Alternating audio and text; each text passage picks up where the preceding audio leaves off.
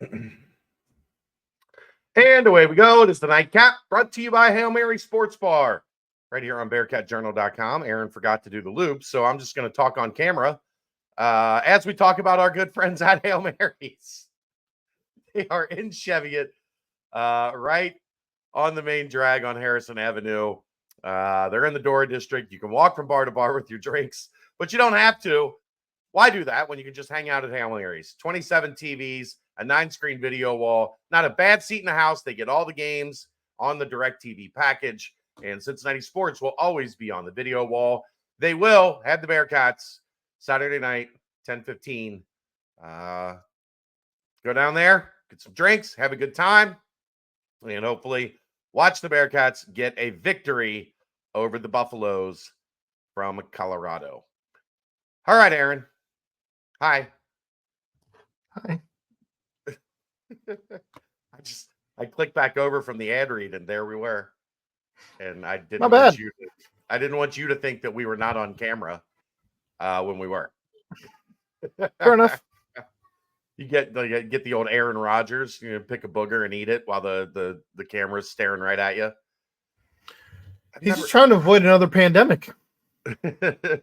Or create one of the two. No, that's how you up your anyway. Anyhow, it is time for 3 keys. One of my keys will not be booger eating, I promise. But time for 3 keys as we get ready for things on Saturday. We could just done all of this like Saturday afternoon, and it would have been plenty of time for people to watch it before. Would have been probably more time than what we normally have in between giving right. our 3 keys. Aaron, 3 keys, take it away. All right. As always, 3 keys. This is the Colorado edition. Number 1, protect the ball. I know that I've been a little critical of late that the offense is taking what the defense gives them. In this particular instance, I hope they do. I don't want to see them trying to force things. I think that's where things could get messy in this game. And I want them to actually take what the defense gives them, because I think it's going to be a tough game either way. And I don't think that you're going to be able to keep up in a shootout if you're trying to force things into windows that aren't necessarily there. As far as the rushing game goes as well, we haven't had any real fumble issues lately, but there have been points in the season that we've had some issues with that as well. It seems that those have been fixed, as have a lot of issues over the course of the season. But just make sure in this one you're certainly protecting the ball. Number 2, make Shedeur uncomfortable. That's when he doesn't play well, I don't think. The more pressure that you can get on him, I know that he will find guys running open the longer that you allow the play to go, which is why you have to pressure him. But you don't want to pressure him necessarily every time. Just make him uncomfortable. Disguise some looks. Do some different things on defense than you have. This one you're certainly gonna have to. But that's how you get him turning the ball over and doing some things that maybe he didn't want to do.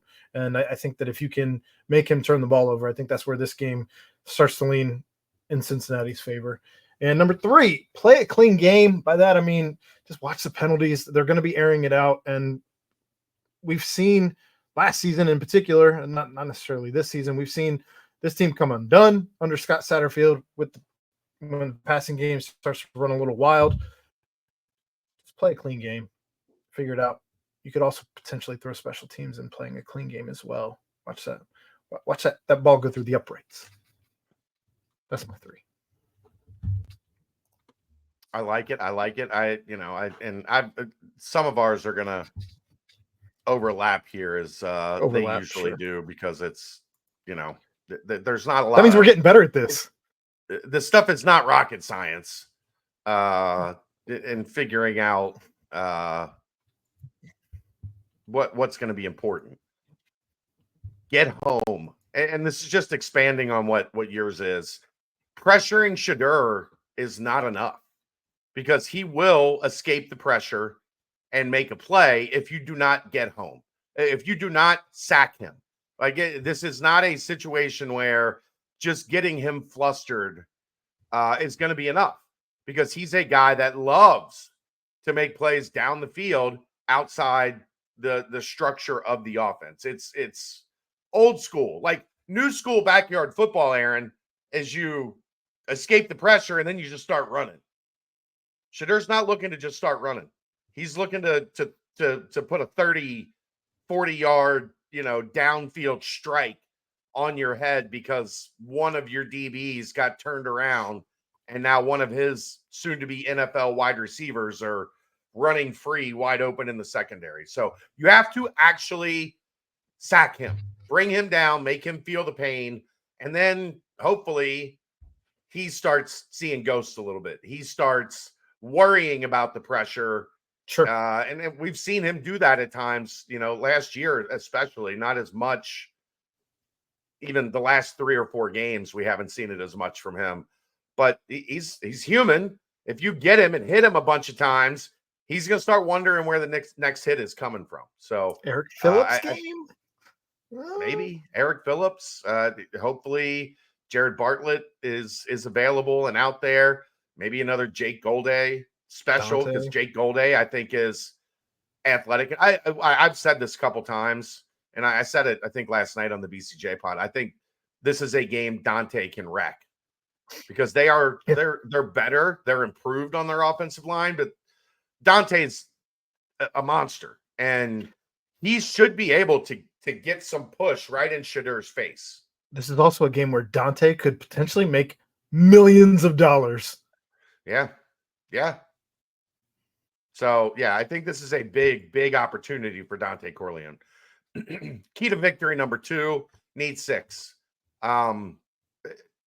You're playing a Colorado offense that, especially over the last 3 weeks, can put points on the board. 3 is not going to be enough. When you get those opportunities in the red zone or just outside the red zone, you got to get the ball in the end zone. There cannot be, drives ending in 30, 33-yard field goals. You have got to be able to keep up and put that pressure on Colorado's offense.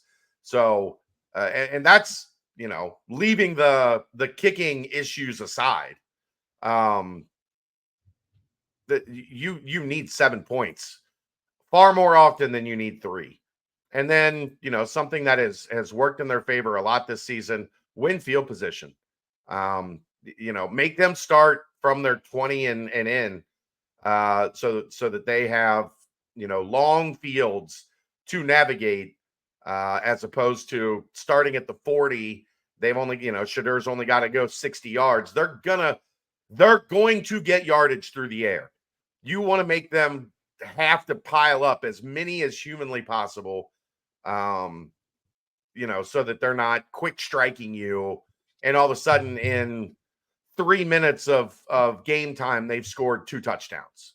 So yeah, I think a big, big key is going to be field position, and don't do what Syracuse has done tonight, which is throw the ball to Pitt 4 times for 3 touchdowns, 3 pick sixes, and a field goal. Wild. In the first half. Now we know why Ohio State said, Kyle McCord, you can move along. We're not too upset to see you go. Kindly leave. Yeah, kindly leave. Please. And that Pitt game is one we're going to talk about for a long time, because boy, things could look even more fruitful right now if they were sitting at 6-1 and going into this game. But that is what it is. The only other thing, really, Big 12 Media Days was yesterday. We talk about this a lot. Like, media days are great, but everything pretty much that's said at media days has been said by Wes Miller on this channel or in a media availability or the post-game presser after Ohio State. Like, you're not really getting anything new out of that, but it's pretty clear there's a lot of excitement in this league around Cincinnati. And there's a lot of people talking about how good, Wes, how good of a job Wes did retaining his core, putting them in a position to really start fast and get out of the gate hot this year. So, the videos are all there from Keegan. But I don't know, Aaron. I think it's I think it's a lot of fun to kind of be back in that mode where people are talking about Cincinnati going into the season. I think that it's going to be both a blessing and a curse because people are going to have probably. There'll be a target on your back. You're ranked. Not just that, but I think that the fan base is going to have lofty expectations that. But they should. I agree. But I think that it's going to be. They're going to win some games they shouldn't win. They're going to lose some games they shouldn't lose. It's just the way it is in this conference, and I can't wait to see reactions, myself included, because I'm going to be one of those crazy people. Oh, you'll be unhinged the first. Absolutely. Yes, the first close game that we lose. Absolutely, it's going to be a mess. Yes, but it should be. Look, George said when he was walking out of the exhibition the other night, he said this is going to be a fun year, and then he heard it pretty much echoed his whole walk out, whether in the bathroom or just whatever the case was, just people talking about how much fun this season is going to be, and I think that is literally the echoing, just resonance of this entire fan base. I think we all feel it. I think we all look at this group and say, man, if they hold it together and they play well, like this could be a special season. So, it's we're 11 days away, and it feels like it's close, dragging so far. Feels like it's dragging. So close yet so far. It's crazy that we're all excited. It's going to be a wild ride. I can't wait. There was a good interview that I think aired today with Wes and Fran Fraschilla and Chris Button that was on ESPN Plus. That was really good. That's linked on the board. You can check that out. That was pretty interesting, and high praise for Tyler Betsy, saying, look, freshmen don't make an impact in this league. Tyler Betsy can make an impact in this league. So that's exciting, and TikTok, like it's getting to the point that can we just go? Like, let's go. That's the crazy thing is I felt like that the whole week coming into this Colorado game, which I don't know if you saw the line. It's moved now to 6.5 from 4. Yeah, from 4. It opened at 4. It's now at 6.5. Colorado favored heavily in this one. A lot of the money is going on the Buffs. Shocker. I mean, I get it. Story of the entire season. Yeah, I get it. They're really good. They're at home. It's a prime time game. I get it. I'm gonna probably, in our prediction article, I mean, I'm gonna probably predict Colorado. Dave predicted Colorado. I don't know where you're leaning, but the good news is if you're looking to try and sneak one in, money line is at plus 200 for the Bearcats. Bearcats straight up, go into Boulder, get a dub, get on the plane.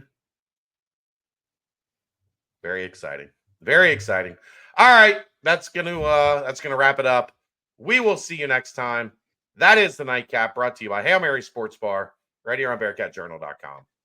The next time is going to be at like 2 a.m. after a Colorado game. Can't wait. See ya.